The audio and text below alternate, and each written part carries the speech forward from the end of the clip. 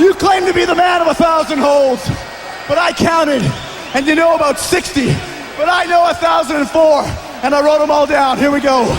Hold 1, arm drag. Hold 2, arm bar. Hold 3, the moss-covered, 3-handle family gradunzel. Welcome back to Thinking Critical. This is Wes. It's time to get complicated with my good friend Gevian Dargan from Animated Concepts. How you doing, Gevian? I'm doing good, Wes. How you doing today? I'm doing fantastic. Now, I didn't want to do anything quite so spicy as the last video was quite a spicy video. We got a lot of feedback. I do want to thank everybody. As far as the commenters, for the most part, it was quite civil, and I think people appreciated hearing two different points of view and having a good conversation about it. Absolutely. I thought of all the videos we've done. It was definitely the most thoughtful in terms of the comments. Definitely a lot to think about. I think everybody was really sharing their genuine and authentic and honest perspectives.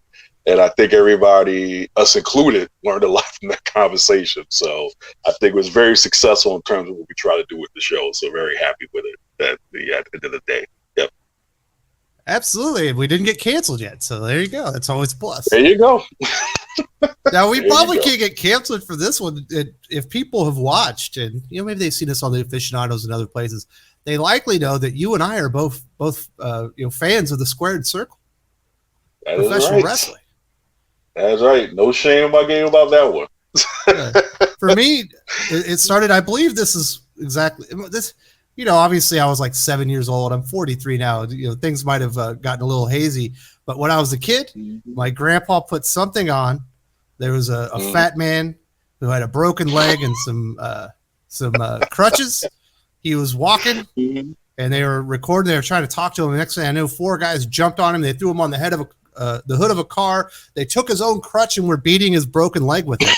And I was like, this is the craziest thing I've ever seen. And I've been hooked as a wrestling fan ever since. Obviously, wrestling fans will know that was likely the Four Horsemen and Dusty Rhodes back in the day. Dusty Rhodes. Yep. Yeah, I think for me, about the earliest that it goes back for me is probably that I can remember was the Roddy Piper and Jimmy Snuka incident with the coconut. That's the one that what I remember. Piper's Pit. That's the one that I remember getting me hooked into it. It probably was a little bit earlier, but it definitely was. It was the rock and wrestling era with the WWE. So what a lot of people don't realize, was always pushing the envelope. You know what he did in LA, right? No, what did he do in LA?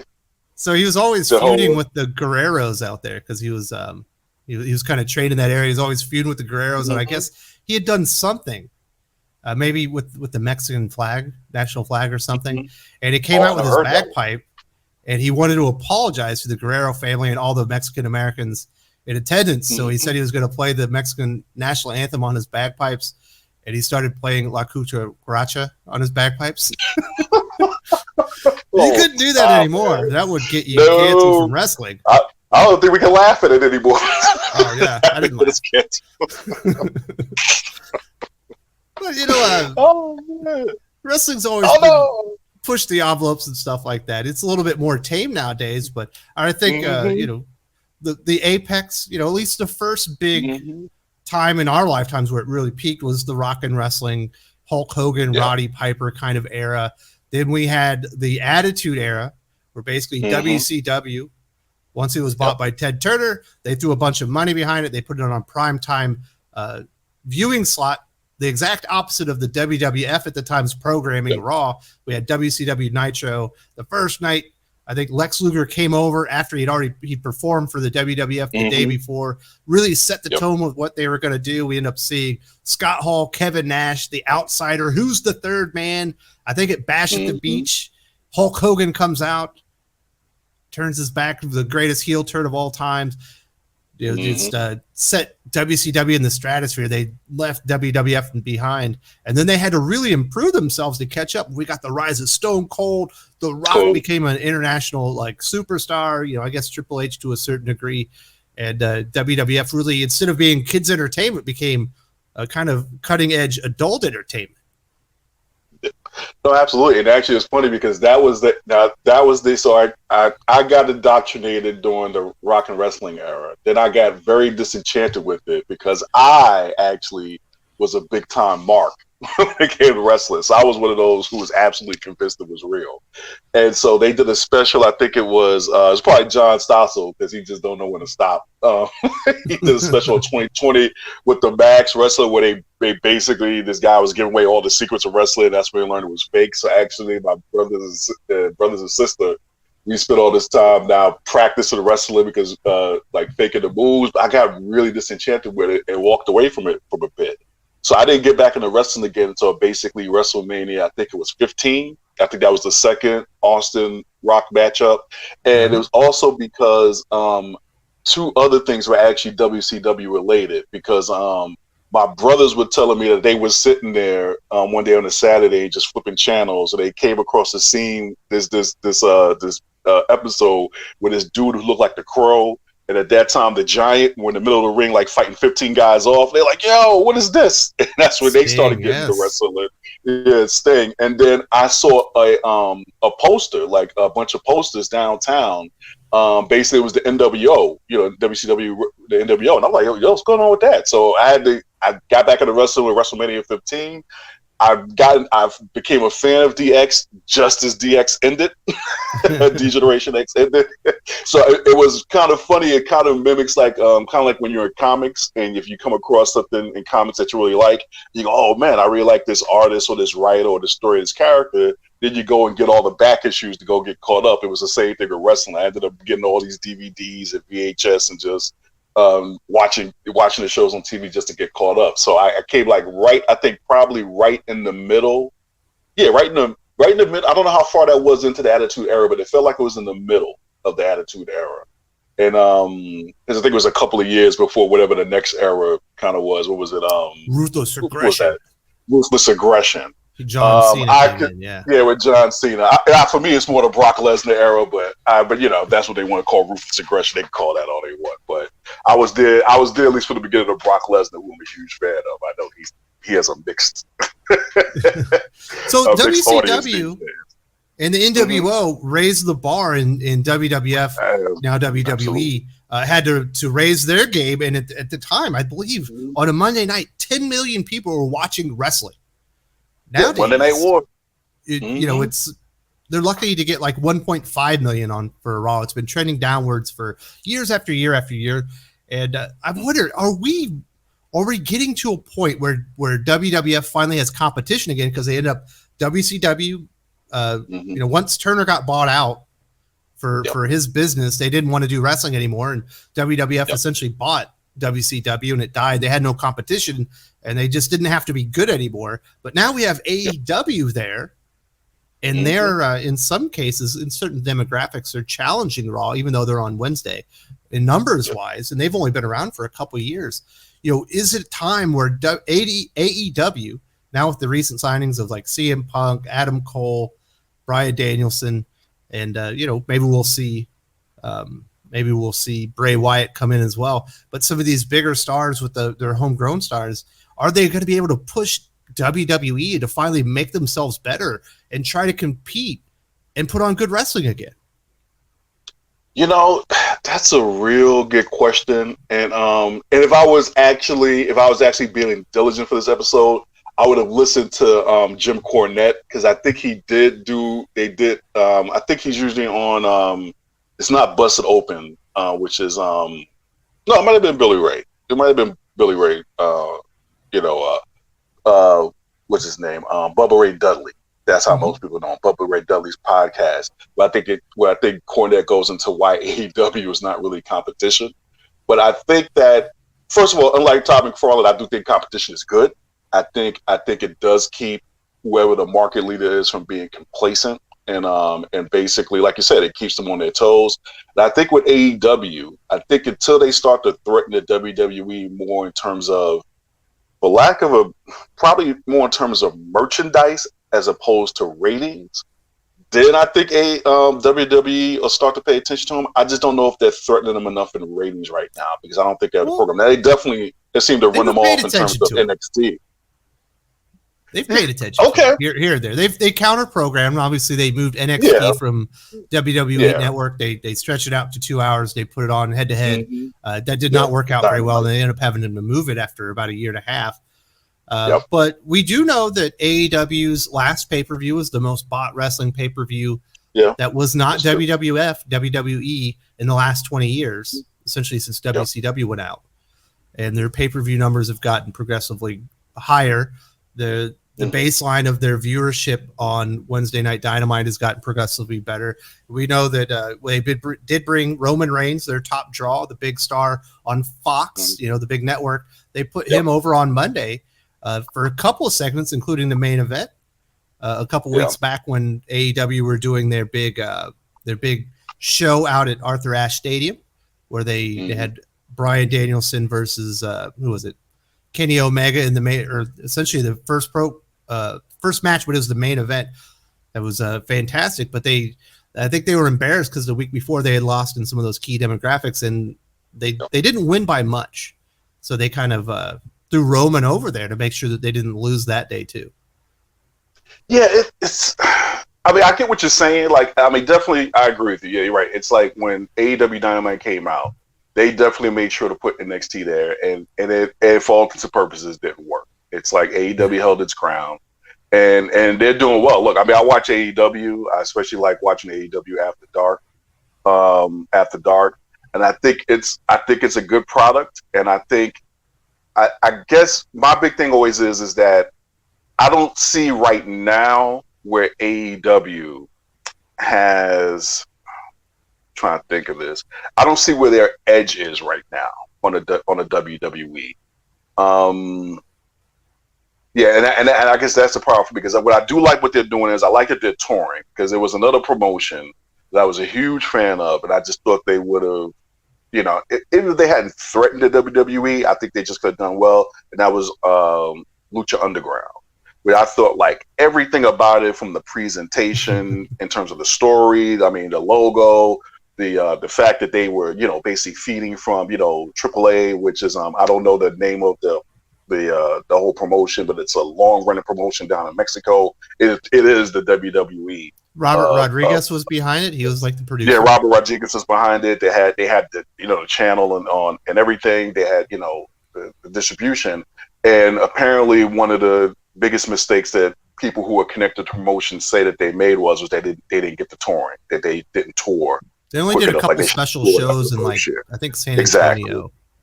Yeah, exactly. But they should have been touring nationally if not. And that's why I like my AEW, because I'm actually looking at getting tickets, if not for myself and my daughters, definitely for myself, to go see AEW. Should be in Chicago soon. So I think that's a good move. The more they get the brand out there, the more competitive they'll be. I just don't see, much like with WCW, I just don't see where they have that edge yet, where they have what's that NWO moment for them, which will get them over the top and get them into the Well, obviously they did bring CM Punk after 7 years out. Bryan Danielson came over from WWF or WWE. He main evented the last WrestleMania, so they brought some big key members over. Nothing like an NWO moment. This isn't Hogan turning heel or anything. Yeah, but there's some things about AEW I like so much better than WWE. WWE is so repetitive. You see the same matches or different versions of the same matches for months at a time. You almost never see a clean finish. They're always screw job finishes. I really dislike that. I really like on AEW a lot of their younger stars. They get key wins. There's not always, there are screwy finishes, but there's not a ton of screwy finishes. And I really appreciate that about what they're doing. And there's a lot less of this goofy sports entertainment horse shit that I really dislike with WWE. Yeah, it's again, to bring it back to comics, it's almost like they have a little bit better handle in terms of the booking. So a little bit more better handle in terms of the editorial over at AEW than WWE, because I think the biggest one that people are just going was that whole Bianca Belair Becky Lynch match. I was pissed. To even to this moment, because kids to this day, because it wasn't that long ago. But even to this moment, it was like, how do you expect me to operate in serious suspension of disbelief when I just finished watching this match with Bianca Belair and Sasha Banks, where it's like basically almost stole the show at WrestleMania. Exactly. You all but pushed her as like basically like the heavyweight, like the natural heavyweight of the women's division. Like maybe the only, like there was no way that at some point the next match wasn't going to be, or the big one was going to be Bianca Belair almost in a sense having her Hulk versus Andre moment with Nia Jax. It's like, but now any expectation of that has been destroyed because you let Becky Lynch come in there and take her out in 60 seconds. It's like, it just makes, this is a woman who just took Sasha Banks, who's about the same size as Becky Lynch, threw her over her shoulders and basically like, you know, hupped up the stairs and basically chopped the back she of the actually ring. had her pressed up when she walked up the stairs. Yeah, she had her pressed when she walked up the stairs. Yeah, that's what I'm saying. It was like, are you serious? And it's like, and then Becky Lynch comes in and destroys it in 60 seconds. So I think to your point about this, like, you know, sports entertainment, you know, horse sugar honey iced tea. It's like, it's like they're losing. And I mean, that's in a sense is what's so good about what they're doing with Roman, is that they're making him a dominant champion. It's like, you know, when he basically, with Bobby Lashley. The same thing with Bobby Lashley when he did, he didn't lose for like a year. When he did the stack pin with Edge and then Daniel Bryan, it was like, yes, it's like they're showing that he is the guy to beat, and then whoever they bring in to beat him, like, so it'll be interesting to see what they do with him and Lesnar in that sense, especially since Lesnar is a part timer. It'll be interesting to see if they throw that way in any meaningful fashion, which I think they kind of did with Bobby Lashley. Like, I get the popularity of Big E, and I think they are trying to maintain Bobby Lashley's dominance because Big E hasn't necessarily, like, you know, really dominated Lashley up until this point. But it just seems like NXT though. Do you remember Big E at NXT? Yeah, I remember him in NXT, and I agree. I never really got didn't like the 3 count because he wasn't enough. He had to be more dominant, so he had to have a 5 count. That's cool. Oh, well, he got that from Bundy, so you know. That's gonna take back the cake off. But 5, you know, I love 5. I love the 5. It's like 5. But but the other, yeah. That was just like, I'm not quite sure what the. Yeah, he's kind of goofy, which is okay. It's just how does it translate into the domination thing? And it seems like they're not quite sure if they want to disconnect him from the New Day too much in case things don't work out. But then there was another big mistake that I think a lot of people thought they made, which was the Hurt Business. So like the Hurt Business, they get that faction together, and it's just like, okay, it's kind of moving and grooving, then all of a sudden, it just ended for like no particular reason. And Cedric Alexander finally has something to do. He's exactly pretty cool. They're just like, let's throw him out for no reason. Like, and you got Shelton Benjamin there, who they've never quite known what to do with, but he works real well in the faction because the last time Shelton Benjamin was really, really, really on his game was the world's greatest tag team and part of the whole Team Angle thing, which he was brilliant in, and they just never figure out what to do with him. So it's funny because I always tell people all the time, they say, "Why are you such a fan of wrestling?" I say, other than just the the physical athleticism of it and just in general the spectacle of it, it's also a lot of it is the storytelling when it's done really well. It's like, isn't there be winning daytime Emmys or Golden Globes behind this? No, nobody's gonna be doing that, but you have to be fooling yourself to think that on some level that there isn't some kind of thought that has to go into making these stories relevant and impactful with the audience, and that these guys on some level don't know how have to have some skill in selling people on who their character is and doing it in a way that that makes you care and that makes you believe what's going on in the ring. And I think if anything, the storytelling part is getting lost, particularly the booking. Yeah. Speaking of believe, that's like the worst part about WWE. I buy the network and I watch the specials, and I'm always disappointed because everything important has to happen on TV now. It's like backwards the way it used to be. But I watched the network for NXT. And I remember, Bo Dallas, this guy is like a heat magnet. He's awful. They put him on television, ruin the character. Character after character that you buy into on NXT, they put him up on the main roster. They water him down to where they're uninteresting and almost no one can survive. Like, look what they just did to Clarion Cross. They took off like his his little sidekick, that would come out with it. He's wearing like a dominatrix gladiator outfit, I guess, and he's losing to 180-pound 50-year-old Jeff Hardy on his first match. It was like, is this guy he hadn't lost in a year and a half? Well, I guess he's not important now. Or you look at who's the other one? Gosh dang it, they're calling him Bearcat now. Oh yeah, I know. I know what you're talking about. I just can't remember that name. Oh yeah, let me look it up real quick. Yeah, that. How am I forgetting his name? But he was so cool on NXT. He's this kind of big fat guy. He's doing all these. He's doing all these great moves. They put him on the main roster, and he's a chump. No, and that's the thing. It's like with Keith Lee, and I was a big fan of Keith Lee when he came over, and it's just like you knew if they were gonna do anything, they should have went like with more like a kind of back in the day, the Lenny DePaffo, the genius gimmick. Like he was just like the dude was either too cool for school, or even more like the early Triple H gimmick, the Hunter Hearst Helmsley thing. Like Damien Sandow? Yeah, even Damien Sandow to a certain extent. That guy was great. Yeah. Every time he would get over, I guess Vince didn't like him, and he would give him a new gimmick, and he would get that over, and he'd give him a new gimmick. And finally, it was like, we got to get rid of you. Exactly. It was so clear where Sandow was going with that, and it was working. And with Keith Lee, it's like, I don't know if they decided he's too injury prone, because I was sitting down watching the special. 280 pounders that could do that stuff. Oh no, that could do that. But I would even say even just his personal story and his personality were great, because I was sitting down watching the special with it, and my wife and my daughters actually got interested in him just in terms of his background and the story coming up, and then all of a sudden that's when everything went left. Everything went left. He wasn't on anymore when they brought him back. Yeah, this Bearcat crap, and it's just like it's the same thing with I was looking really forward to Piper Niven coming up, and then this whole Doudrop nonsense.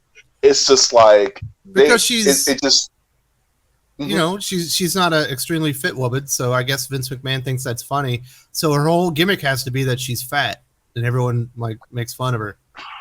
Yeah, but they need someone. She's a good wrestler, though. Like her, who's a good wrestler. Like I would say, like in the vein of Keith Lee, who basically is a little bit more athletic than Tamina. And I think can give Nia Jax at some point a run for her money, or at least is going to be able to replace her as a monster heel. Yeah, Nia Jax hurts too many people. Yeah, exactly. Yeah, you needed somebody who's going to be a 40. Good monster heel. Yeah, exactly. So this is, I mean, at some point I think they're going to turn her in that sense, but it's just like, it's just a little, I don't get the booking. I don't get the booking as they call it in wrestling with a lot of people they're bringing up from NXT up to the main rosters, and I don't know if it's just like Vince is just falling off, or they just or the talent themselves just like they have like 40 writers now. You know that, right? Things. Yes, I do. And during the Attitude Era, you had 2 writers. You essentially had. Oh man, the Vince Russo, and you had the guy that played Oklahoma when he went over to WCW to take over as the head guys there. Yeah. And now you just have like this writers room because I don't know. I guess Vince and Stephanie or McMahon that are convinced that they need to have like Hollywood writers writing their program, but you can tell none of them know anything about wrestling, or a lot of them don't. Doesn't that sound familiar? Similar dynamic going over a little industry that we both love. Another industry that we both love. Yeah, no, it's like, Cornette will tell Jim Cornette, whom, if you don't know, longtime wrestling professional, if not legend at this point, but definitely legend. There's no two ways about that. Once they make peace and they put him in the Hall of Fame, I don't think they put Cornette in the Hall of Fame, but they should. But definitely he should be considered a big legend. Too hot. Yep. Yeah. He'll tell you straight to your face. It's like, there's basically nothing new under the sun. All of the matches, all of the finishes, they've already been written and done, or you can do some variations on them. But I think a lot of what this is about them definitely not knowing how to build a roster, if you will, like making baby faces, but basically making heels. I mean, even in comics, when you look at, sometimes people will ask the question, why didn't this character take off? And I tell people almost 9 times out of 10, one of the first answers to that, if not the biggest answer, is they don't have a good rogues gallery. They just don't have good villains. And a hero is almost always made popular by their villains. I think that's why people understand like Batman enjoys such popularity, is because of their rogues gallery. which, you know, and that's why I would say the other great character they've never really successfully adapted him into any other media, which is Dick Tracy, because Dick Tracy has a great role. It just visually, even I don't, you know, I would say background wise in terms of character backgrounds, but visually, you're not going to beat Dick Tracy or Batman when it comes to a rogues gallery. Even Superman definitely has a bunch of great villains in this rogues gallery. I think that a lot of times that's what puts a character over the top is when they wrestling, have to go up against. I don't know if you noticed this on WWF. All the villains, the heels, are cooler than the good guys, and all the good guys are absolute morons and keep letting themselves get screwed over.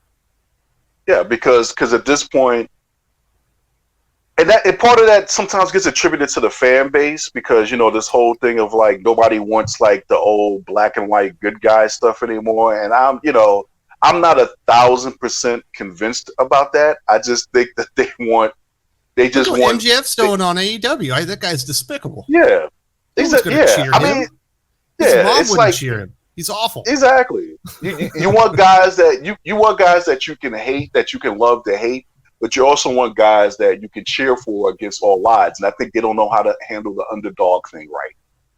To the point. Like, are we ever going to go back to like Superman, Hulk Hogan? I'm like, no. But I think you do not need to get kind of like a Batman kind of a character, which I think is why the Sting character as the Crow was so popular.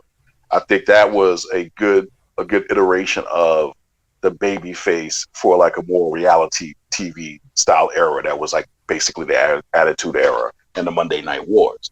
You know, but like you look at Stone Cold Steve Austin. That's what I tell people. I tell people all the time. It's like Stone Cold Steve Austin.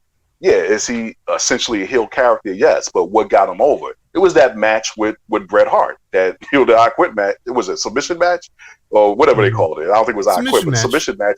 Yeah, submission match where he lost, but he never quit. He never gave up. He was bleeding out of wherever he was bleeding out of. His blood all over the place, and he had the blood going right down his nose, and his perfect. Exactly. Shot. It was a great shot, and it was like, he didn't have to change the heel instincts of his character or the heel nature of his character. It was just, this is a guy that no matter what wouldn't quit, and he had no problem kicking the snot out of his boss. But he still, in all intents and purposes, was a baby face, because he had a bunch of heels. He had a bunch of heels, quote unquote villains. He had to go up against, which is in the form of at first it was Bret Hart, who on his way out proved that, as much as great of a baby face as he was, because he also had great villains, he was a much. I think Bret Hart had one of the great heel runs in WWE history, with that whole Bret Hart, the whole Hart Foundation, and Canada's great, the rest of the world sucks, particularly America sucks angle. I think that was one of the great ones, but that's what Austin had. He had Bret Hart and the Hart Foundation as heels, which then went into McMahon after the whole screw job thing, and I think, and then The Rock right after that. So when you look at a lot of Austin's success, it wasn't just his how they cemented his character as like this everyman screw authority baby face, which in wrestling lingo is hero, but he also had 3 really good villains right after that. You know, you couldn't. I mean, the only character bigger than Austin at that time in the Attitude Era was McMahon. Was Vince McMahon as almost the ultimate heel. And he also had a really great tag team division at that time. You had Edge and Christian, you had the Hardys, you had the Dudley Boys, a few other tag teams. They don't even do tag teams really in WWF. It's just 2 random guys, and if there is a tag team, they never win. Whereas you go over to AEW right now, you got the Lucha Brothers, obviously from Lucha Underground. If you're a big fan of those, I know you were. You've got the Young Bucks, you got FTR, and you got the Jurassic Express. You have like this badass tag team division. Man, I watched that pay-per-view where Punk made his debut or whatever as first time on AEW, and they had that cage match with the Lucha Brothers and Young Bucks. It stole the show. It was amazing. That's the best tag team match I've seen since like 2000. Oh no, and that was the same thing when you go over to NXT and like we'll talk about basically Sasha Banks and Sasha Banks and Bayley, and like they got made, but I think it was that what was that match in NXT Brooklyn Takeover, that Brooklyn Takeover. Yeah, with the poison Ron off the top rope. That thing was insane. Yeah, that was one of the best matches I've ever seen in my life. Yeah, and that's the thing when you know whatever bit you know about the business, especially when it comes to tag teams. The reason why you want to have a healthy tag team division is, first of all, people like tag teams, but apparently Vince McMahon doesn't. People love tag teams, but what tag teams allow you to do is it allows you to get some of these stars who either aren't polished enough or haven't built a big enough fan base on their own to or basically do that over a period of time, or hide some weaknesses, because that turned out to be the big thing. I was listening to Bruce Pritchard's podcast. They were talking about why Billy Gunn back in the day was not a good singles guy. And basically it turned out that he basically just didn't have enough wind, as they call it, which means he didn't have enough stamina to basically be able to go 15, 20 minutes in a singles match. And they didn't realize that because the whole time they had him in the tag team, the New Age Outlaws, and even Smoking Guns before that, it wasn't apparent at that point that was a weakness of his. But a lot of times with tag teams and specifically factions like D-Generation X or the Four Horsemen or Evolution or factions along those lines, or the Hurt Business, what they're meant to do is if you get a bunch of those guys together, you can find who's going to be that next breakout star from that faction. I mean, The Rock, he became as big as he did basically because he did his heel turn as part of the Nation of Domination. And, as much as people might look back at the Nation of Domination now and cringe, that was some comedy gold going on. Nation of Domination between Rock and Farouk. It was real good stuff. And then on with the whole DX thing. Between the Attitude Era and where we are now, the most excited I got with the WWF product was when the Shield was out there and the Wyatt family.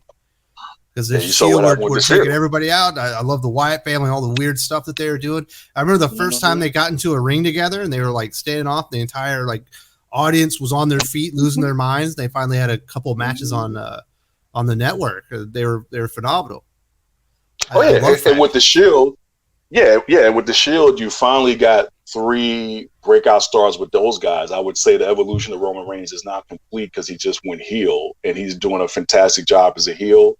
And same thing with Seth Rollins when he initially spun out of the Shield. I think he was a great heel at that time. And then, of course, I know they call him John Moxley now. I'm trying to remember what he was called back when he was in WWE. Dean Ambrose. Yeah, you got 3 guys out of that. And, of course, even with the Wyatt family, the disappointing one was Bray Wyatt, because I'm like, they all were setting him up to be like the next Undertaker character. Well, you remember what happened to him, right? Character. He does his Fiend thing, and he's completely unbeatable. You can't touch him at all. He has that Hell in a Cell match with Seth Rollins. And they threw all those stupid chairs on him, and you got a DQ at a Hell in a Cell, which isn't possible. And you're like, what is going on here? I guess they didn't want him to have the title, but they wanted him in a title match. He wins the title, and then he goes to Saudi Arabia and loses to Bill Goldberg in a minute. I was like, what? Nobody can touch this guy for 9 months. Bill Goldberg? I just don't. Get out of here. Yeah, I don't understand. It's just I don't know how, it's it didn't see.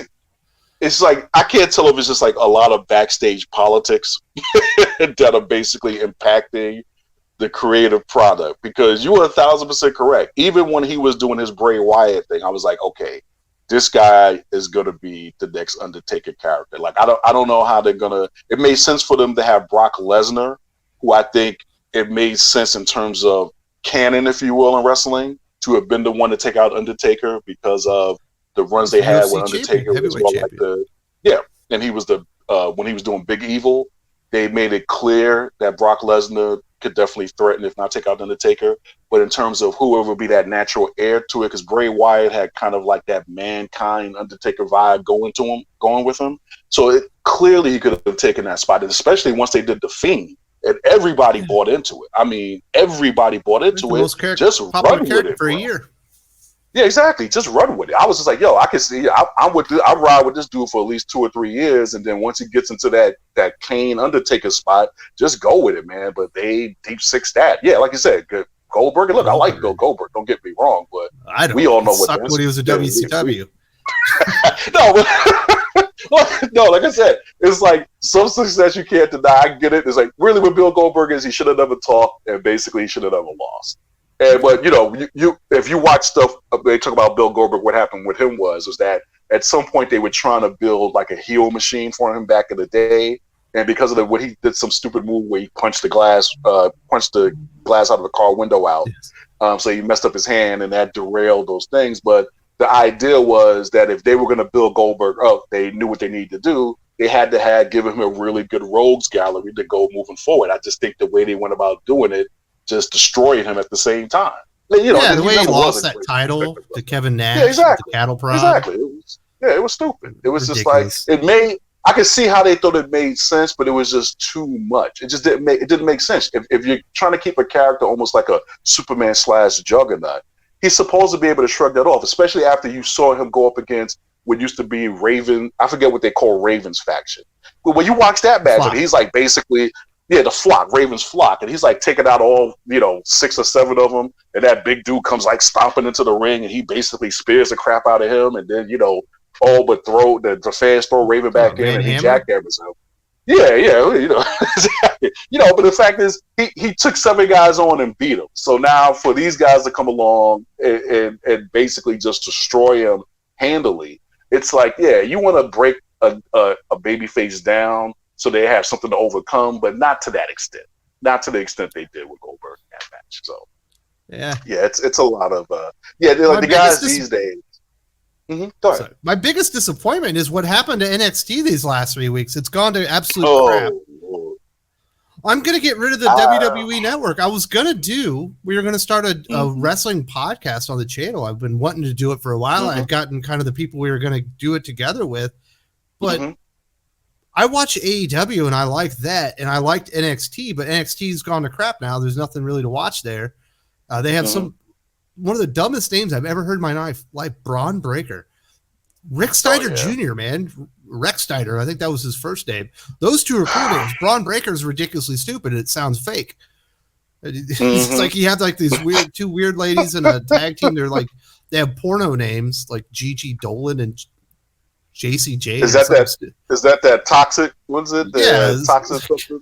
Nah, what the heck? They just ruined NXT in like 2 weeks. The only reason I was paying $10 a month was to watch that.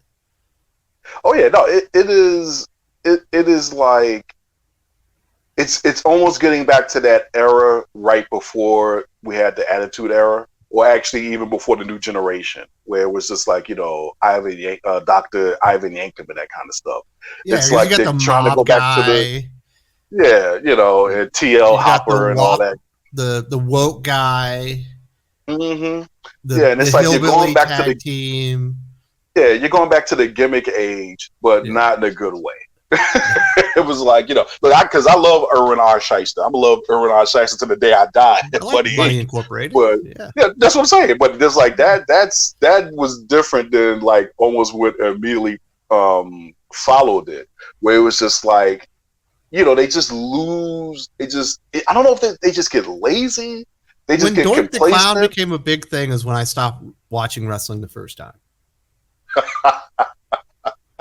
Well, Doink's got his fans, though. This is stupid. I know. Yeah, people. He's got his fans, though. Yeah, I know. I guess I'm too old for this. No. But it's just like it was like this is what Doink and Dink only got over because there was pretty much that's what they put in front of them, and people admit that to some level. I mean, if people would defend Doink the Clown, by all means, I'm always up for a good defense. But it's like, it just fell off. And then, when you got to the New Generation era when they would basically pretty much pushing Brett and Shawn, and then, Steve was just, I think, in a very many ways, a happy accident. That's not to besmirch all the time the ringmaster that Steve put in. He was the ringmaster, but he was the ringmaster. And he didn't talk, even though he was their best promo. Exactly. And it was just like, it is what it is. It's like Dusty Rhodes with the polka dots. Yeah, Dusty loved the polka dots. I don't know if everybody else did, but he had fun with it. But it's like, him and Miss Sapphire. Yeah. And that's $1 Million Man bought Miss Sapphire. Sapphire, how could you do it? That was funny. That was good. And that's the thing. It was the wrestling works best to me when it's like for all intents and purposes, you're dealing with archetypes and or stereotypes, and it's just like it's over the top, and they go all in, and that's what it is. And I think that's been the criticism from some of the Attitude Era guys, even some of the older guys about what the young guys going now is that they simply won't commit to things that are ridiculous, but just know how to get them over and play for what it's worth. Like, you know, my daughter got me into... Promos are scripted now, and you can tell. They're all very robotic, and they have a cadence to them.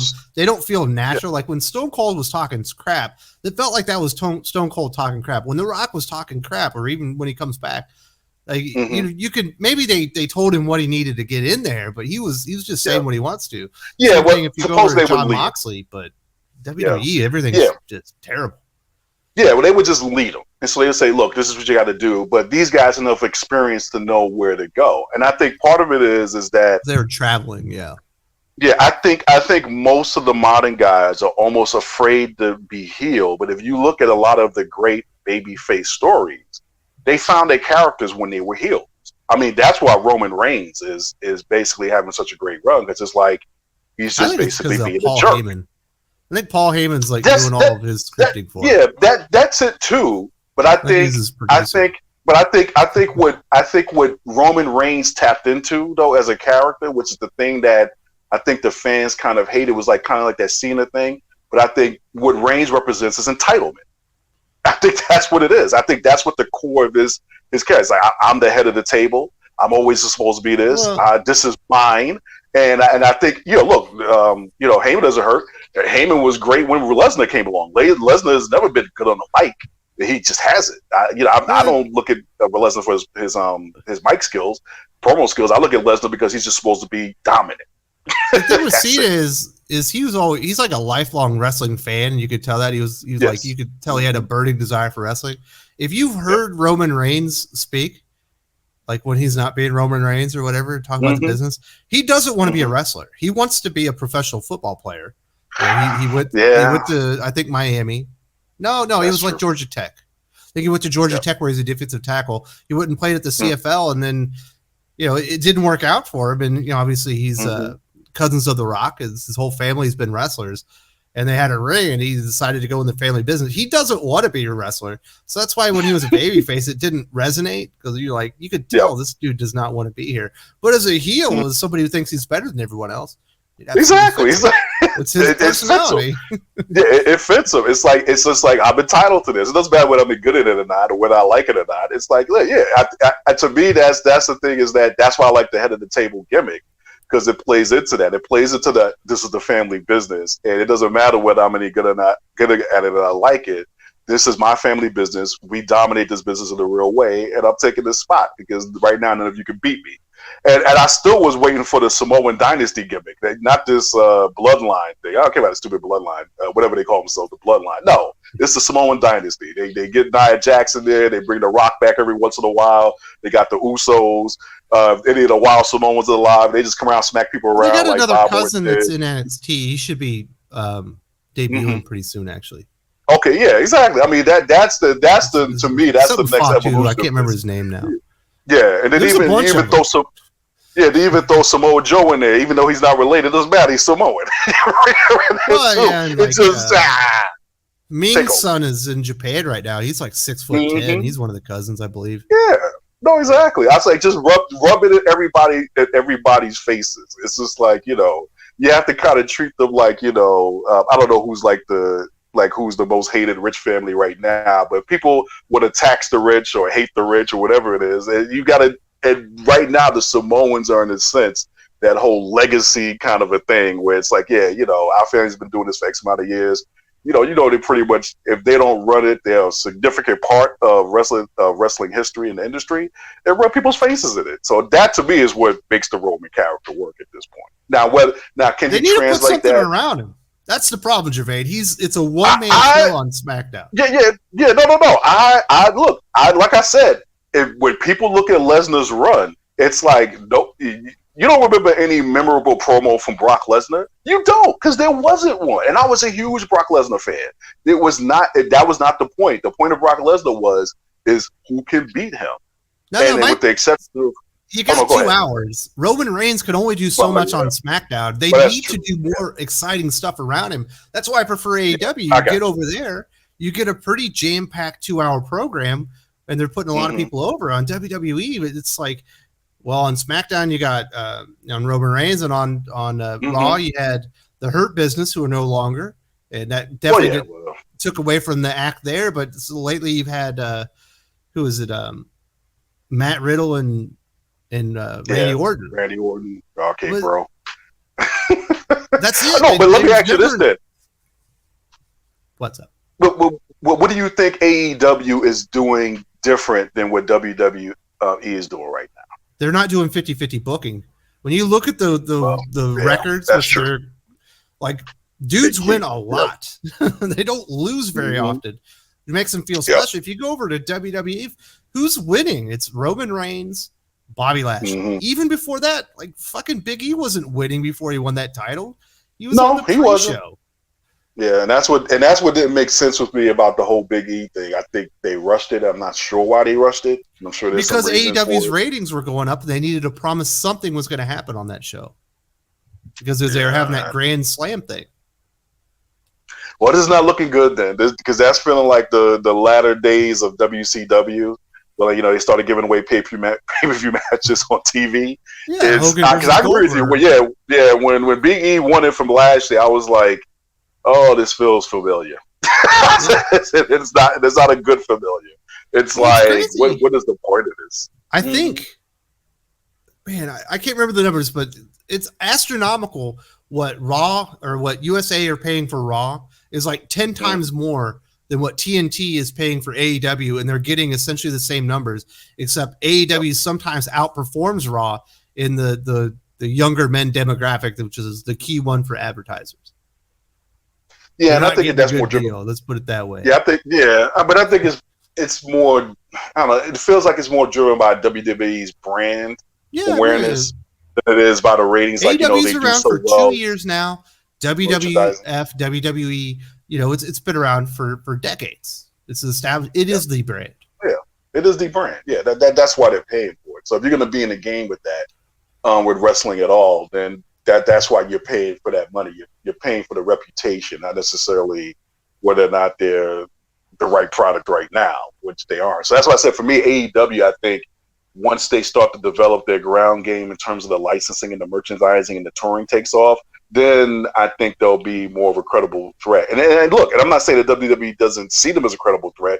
It's like you said, and I agree, they clearly counter-programmed against Dynamite. It just didn't work. So now the question is, this is more AEW's to lose. In my opinion, it's just theirs to lose. And if they can keep poaching talent from WWE and the way they've done it with CM Punk and now Daniel Bryanson, where they're getting them, I don't want to say a little bit younger because these guys are probably about the same age as some of the guys went over from. Yeah, CM Punk's probably 42. WWE I think to WCW. Brian Danielson's probably like 35, maybe a little bit older than that. Yeah. But now, would I be wrong in saying there were different 35 and 42 than the guys back in the day? Yeah, clearly Hogan. Yeah, so, yeah, exactly. Yeah. So, I mean, there were different 35 and 42 when they went over, so I think they can still get some more time out of them. Yeah, you got AJ Styles. He could still main event right now, and he's in his mid-40s. But they need to catch somebody. They need to get somebody, and and it's hard to do this because the only guy that I think they would be able to get at AEW that would represent Hogan when he made the jump from WWF to WCW would probably have to be The Rock. Like if they John Cena. Or Cena. No, that's true. Or Cena, which Cena probably would be a little bit more something like that. But yeah, but Undertaker's pretty much done. Yeah, you could tell about it. But Cena, you're right. Cena is. If his movie career doesn't take off like The Rock's did, so that's the reason why you can't get The Rock. You couldn't afford him no matter what he did. You paid a pretty penny for that dude now. He pretty much has done what Hogan couldn't. So Hogan is definitely like when you say Hulk Hogan, I think he was in his day. People they identify him as wrestling, and I think with The Rock you get the same thing. But The Rock is definitely multimedia. It's like he's movies at this point. Biggest action star. world's biggest action star, if not one of the world's biggest celebrity. And I think in a way that Hogan, he definitely has dwarfed Hogan and still retains some of that connection to wrestling. So Cena would be the get. That's in my opinion. Cena would be the one where it's like, oh yeah, we got a war now, baby. I think that's what AEW is missing, and I think that's what wrestling as a whole to kind of get the attention on them, because the only other thing is that what else can they do with the medium, if you will, or with the format to basically capture what was that kind of the attention or imagination of people that they did during the Monday Night Wars. Like, people have said, you may never see something like the Monday Night Wars again, because it's like you've gone from the good guy. After 3 months, I didn't watch WCW for the NWO. I watched WCW for the cruiserweights. Those are the guys doing something I'd never seen before. And the NWO was so boring almost immediately. It's like, okay, 40 guys walk into a ring and talk smack. So then why did the Lucha Underground do better than it did? Because it was on that little bitty show. Network. Yeah. It was El Rey? The El Rey Network. El Rey that nobody knew it even existed. Yeah, because I thought that in terms of that next step of the format, I thought that was it. Like, I thought the way they did crazy. The cinematic they took stuff. Everything seriously. Like, that dude could really fly. That guy was really a dead ninja. The other guy was really a phenom. And it was believable. Because you know what it reminded me of? It reminded me of, like, Mortal Kombat. Like, just in terms of the storytelling. And it was really cool. And they had this promotion where they were pulling talent over from where that was well known. They knew what they were doing. They were experienced. They were talented. They knew how to get over. Even the characters, like, I didn't know a lot of them, but they got over immediately, like Lord Havoc, Evangeline, the Angelico, what's his name, King Cuerno, Prince. I mean, that guy's on AEW now. I'm sorry, NXT. Yeah, exactly. No, exactly. Mil Muertes. It was solid. They had in terms of a authority heel. That guy was great. Dario Cueto. Dario Cueto. Yeah, he's in MLW right now. Exactly. Yeah, he's in MLW. It's like it was clicking. Like, I mean, almost from out the box. It was like, yo, I'm watching this. It almost doesn't make a certain kind of sense. It's like, yo, it's working. Perfect. The wrestling was great, and it was just like, it turns out it was an exposure issue. It was just an exposure issue. But the fact that even Austin was talking about how great Lucha Underground was. Oh yeah, because they recorded it on film. They didn't record it digital like WWE. Yeah. That's why it looked different. It had like a different feel to it. Yeah. It was recorded like it was a movie. Yep. So that's what it was. So then that's when they did the Undertaker AJ Styles bit in that Lucha Underground style. I was like, yeah. I was like, okay, because what it does now is that they definitely were tapping that, and that format, that style works. It really works. It's just like, and I think the audience would buy into more of that and buy onto it on a regular basis. So, even then there was the follow-up to that was the Cena Fiend one, which was just like, everybody was talking about like it was like almost like a modern day masterpiece, like it was like meta commentary on the fact Federico that Fellini. John Cena is the biggest heel in wrestling and has been his entire career. His whole career. Exactly. So I'm looking for more of those.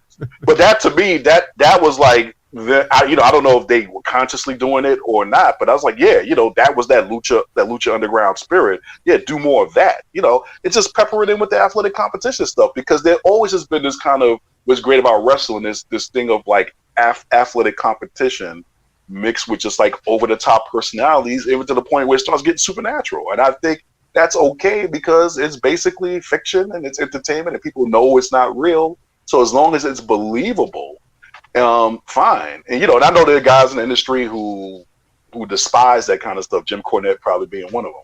Despise that kind of stuff. But it's like, to your point, you gotta, like you said, it has to be more than a one-man show. And that's what people also attribute to the success of the Attitude Era, was that there was something for everybody. There was something that appealed to every genre, if you will, every genre that was on the wrestling card, whether it was comedy or sex or, just straight up, good guy versus bad guy. there was something for everybody. Tag teams, tag teams. There was something in there. It was literally a 3-ring circuit, and now they've obviously lost that ability to do that, and they just haven't had anyone come along who can capture people's imagination in a real big way. They just haven't had a breakout yet. So I don't know. I'm hoping it's AEW is the catalyst to make WWE look at themselves and decide to be better. Unfortunately, they're making more money than they ever have with the worst product than they've ever produced. But hopefully, if AEW can catch on, and people are kind of like my ilk, are like, "Yeah, this is the wrestling I've been waiting for. And I've been turned off on what WWE has been, or WWE have been doing for so long. This is what I want. I don't want 50-50 booking. I don't want screwy finishes. I want real wrestling. I'm here. I'm a wrestling fan. I am not a fan of sports entertainment. Take that shit and go somewhere else with it." And hopefully the last time they were challenged in a big way was from WCW. They rose to the occasion, and we got one of the greatest, era in professional wrestling history. Perhaps AEW is the catalyst. Perhaps they won't be, but I'm very hopeful.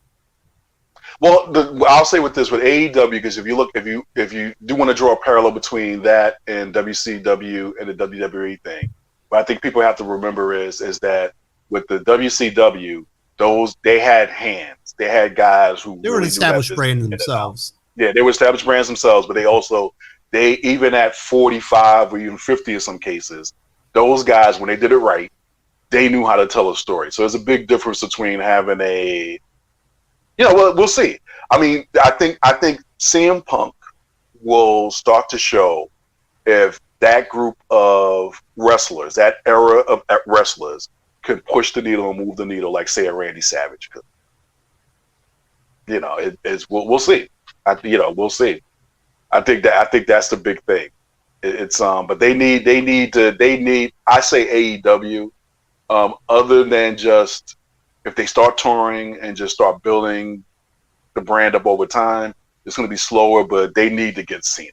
That's my thing. If they get Cena, then this whole thing jumps off to another level. But I like AEW. Don't get me wrong. I like the energy. I like the booking. I like the talent. It's like I've enjoyed every show that I've watched. I mean, I like the stuff that, even though it's it looks sometimes a little bit more amateurish, I would say. I like what NWA is doing. I like with Ring of Honor when I get a chance to catch it. New Japan Pro Wrestling, which is, to your point, with the Lucha Libre, Lucha Underground. It's like great stuff. It's on AXS or whatever it is, which is like in the 270 something, and you never know what the actual show is going to be on. It's like, it's all about distribution in the end sometimes, distribution and exposure. But yeah, AEW, they have all the tools in place to basically start giving it not only the WWE a run for its money to put wrestling back more in the spotlight. So I think they're competing with themselves at this point, AEW.